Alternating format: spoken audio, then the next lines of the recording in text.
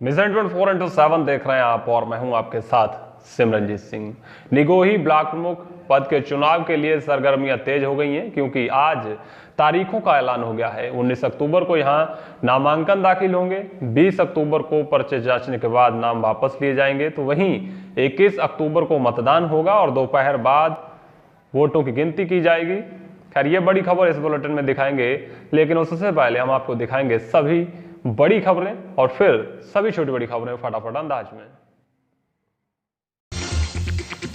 Nigohi block प्रमुख पद के लिए चुनाव तारीखों का हुआ ऐलान। 19 अक्टूबर को होगा नामांकन और 21 अक्टूबर को मतदान के बाद दोपहर बाद आएंगे नतीजे। चुनाव तारीखों के ऐलान के बाद सरगर्मियां हुई तेज।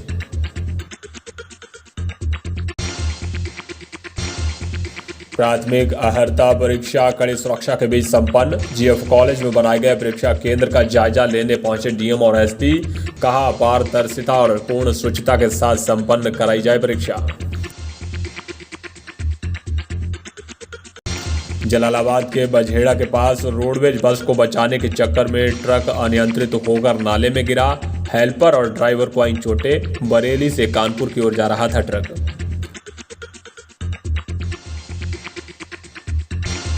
सिंधौली क्षेत्र में खन्नौत नदी के जल स्तर में आई गिरावट। आसपास के लोगों ने ली राहत की सांस।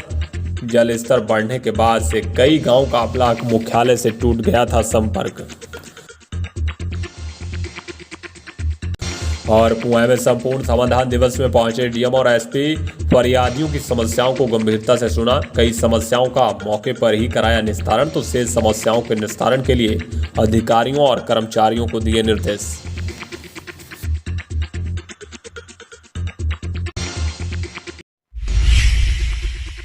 निगोही ब्लॉक प्रमुख पद के लिए चुनाव की तारीखों का ऐलान हो गया है। ब्लॉक प्रमुख पद के लिए 19 अक्टूबर को नामांकन दाखिल किया जा सकेगा, तो वहीं उसी दिन दोपहर बाद पर्चों की जांच होगी और उसके अगले दिन यानी 20 अक्टूबर को उम्मीदवार नाम वापस ले सकते हैं और 21 अक्टूबर को मतदान का दिन निर्धारित है।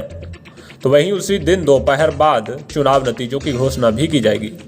तो वहीं आपको बता दें कि इससे पहले पूर्व विधायक रोशन लाल वर्मा के बेटे सचिन वर्मा यहाँ ब्लॉक प्रमुख थे, जिनके खिलाफ क्षेत्र पंचायत सदस्यों ने अविश्वास जताया था और उनको संवैधानिक प्रक्रिया के तहत ब्लॉक प्रमुख पद से हटा दिया गया था।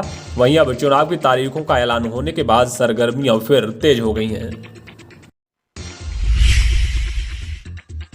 तेलहर नगर में बारिश के बाद साफ सफाई को लेकर लोगों ने पैदल मार्च निकाला है। सपा नेता सलाउद्दीन खान के नेतृत्व में आज तमाम लोग नगर की सड़कों पर निकले और नगरपालिका प्रशासन के खिलाफ नारेबाजी करते हुए विरोध प्रदर्शन किया।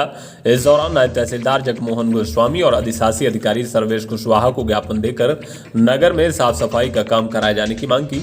लोगों का कहना है कि बारिश के बाद अब नगर की नालियां चौक हैं और गंदगी गली मोहल्लों में पड़ी है। ऐसे में संक्रामक रोग फैलने की आशंका है।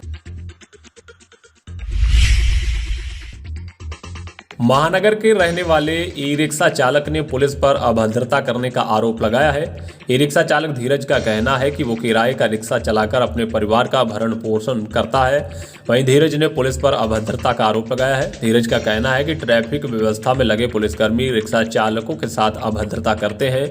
धीरज ने कहा कि आज वो सवारियों को लेकर मालगोदाम इलाके की ओर जा रहा था। उसी दौरान ट्रैफिक व्यवस्था में लगे पुलिसकर्मी ने उसको थप्पड़ जड़ दिए। धीरज ने पुलिसकर्मी के खिलाफ कार्रवाई की मांग की। प्राथमिक अर्हता परीक्षा 2022 आज कड़ी सुरक्षा के बीच संपन्न हुई। शाहजहांपुर के जीएफ कॉलेज में भी परीक्षा केंद्र बनाया गया था। यहां व्यवस्थाओं का जायजा लेने के लिए जिलाधिकारी उमेश प्रताप सिंह और पुलिस अधीक्षक एस आनंद पहुंचे। इस दौरान ड्यूटी में लगे अधिकारियों को निर्देश दिए गए कि पारदर्शिता और पूर्ण शुचिता के साथ नियमों का पालन करते हुए परीक्षा संपन्न कराई जाए। डिजिटल भुगतान के लिए अब विश्व स्तर पर विस्तार किया गया है। इस बात की जानकारी यूपी सरकार के कैबिनेट मंत्री सुरेश कुमार खन्ना ने दी। सुरेश कुमार खन्ना ने ट्वीट करते हुए जानकारी देते हुए लिखा कि अब यूपीआई और रुपए से यूरोप में भी भुगतान किया जा सकेगा। उन्होंने लिखा कि यूपीआई और रुपए सेवाओं के विस्तार के लिए वर्ल्ड लाइन और एनपीसीआई ने हाथ मिलाया है, जिससे अब यूरोप देशों में आसानी से भुगतान किया जा सके। थाना सदर बाजार पुलिस ने मादक पदार्थों की तस्करी करते हुए एक तस्कर को गिरफ्तार किया है। तस्कर के पास से 1 किलो से ज्यादा गांजा बरामद हुआ है। बरामद किए गए गांजे की कीमत अंतर्राष्ट्रीय बाजार में 1 लाख रुपए से ज्यादा बताई जा रही है। सदर बाजार पुलिस ने मुखबिर की सूचना पर टेम्पो स्टैंड के पास से देर रात रोहित मंसूरी नाम के तस्कर को गिरफ्तार किया। बताया जा रहा है कि रोहित मादक पदार्थों की तस्करी पिछले काफी समय से करता आ रहा था।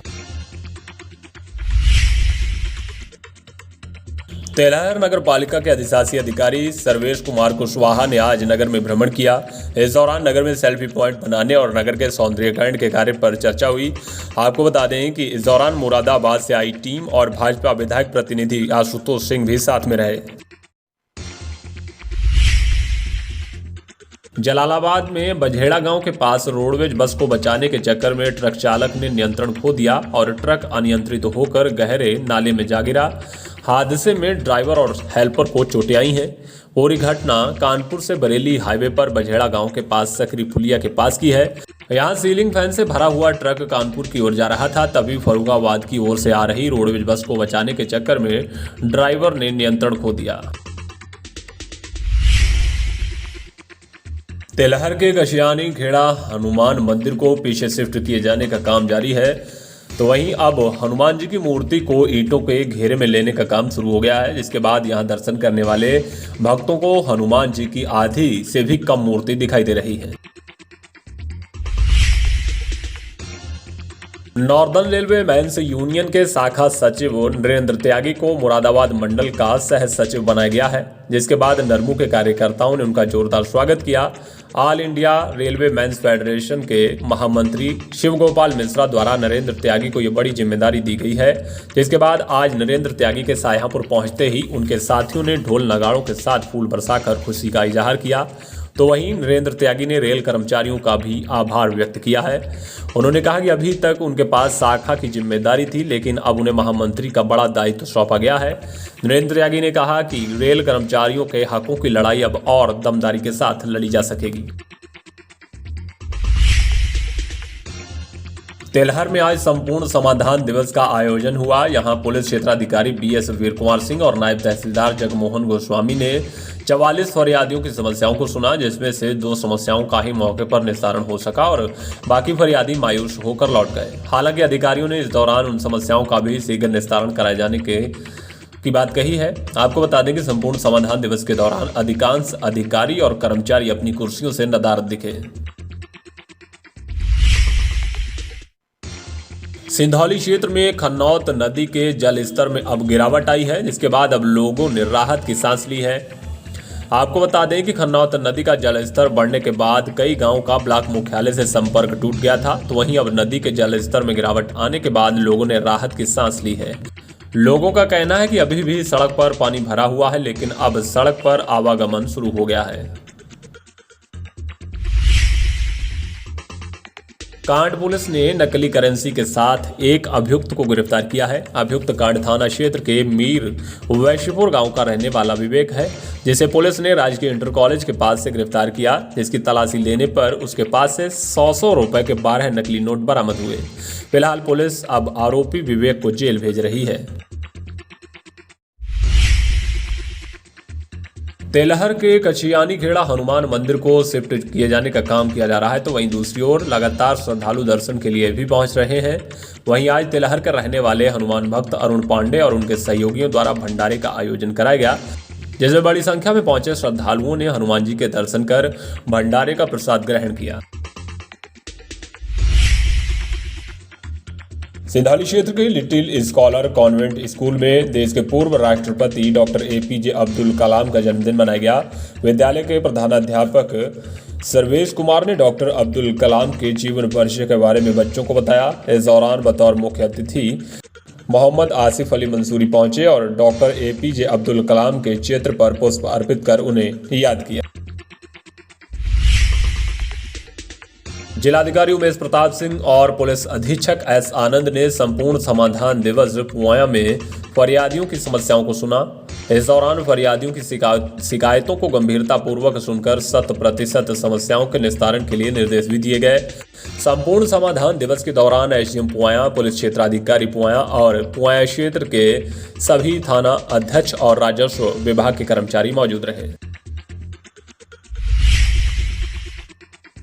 आगामी निकाय चुनाव को लेकर भाजपा ने बिसात बिछाना शुरू कर दी है। तेलहर के सरस्वती विद्या मंदिर इंटर कॉलेज में आज निकाय चुनाव को लेकर बैठक हुई। बैठक में बतौर मुख्य अतिथि प्रदेश उपाध्यक्ष ब्रज बहादुर और निकाय चुनाव प्रभारी सुरेश गंगवार पहुंचे। यहां निकाय चुनाव को लेकर विचार विमर्श कर रूपरेखा तैयार की गई। इस दौरान कार्यक्रम में जिला अध्यक्ष केसी मिश्रा, जिला महामंत्री और निकाय चुनाव संयोजक कमांडो अनिल सिंह चौहान और भाजपा विधायक सलोना कुशवाहा भी मौजूद रहीं। जलालाबाद में संपूर्ण समाधान दिवस के दौरान फरियादियों की समस्याओं को सुनने के लिए मुख्य विकास अधिकारी और एसपी ग्रामीण यहां पहुंचे। यहां कुल 12 फरियादी अपनी समस्याओं को लेकर पहुंचे थे, जिनमें से महज एक समस्या का ही निस्तारण हो सका, तो शेष फरियादी निराश होकर वापस लौट गए। हालांकि फरियादियों की समस्याओं के निस्तारण के लिए अधिकारियों और कर्मचारियों को निर्देश दिए गए हैं। सिंधौली के मुड़िया मोड़ स्थित एमए पब्लिक स्कूल और ग्लोरियस माइनॉरिटी पब्लिक स्कूल में देश के पूर्व राष्ट्रपति डॉक्टर एपीजे अब्दुल कलाम का जन्मदिन मनाया गया। इस दौरान उनके चित्र पर माल्यार्पण कर उन्हें नमन किया गया। यहाँ खेलकूद प्रतियोगिता का भी आयोजन कराया गया, जिसमें 100 मीटर दौड़ में प्रतीक गुप्ता ने पहला, अर्श खान ने दूसरा स्थान हासिल किया, तो वहीं गोला फेंक में कंचन गुप्ता ने पहला, नेहा सिंह ने दूसरा स्थान हासिल किया। इस दौरान बेहतर प्रदर्शन करने वाले बच्चों को पुरस्कृत भी किया गया।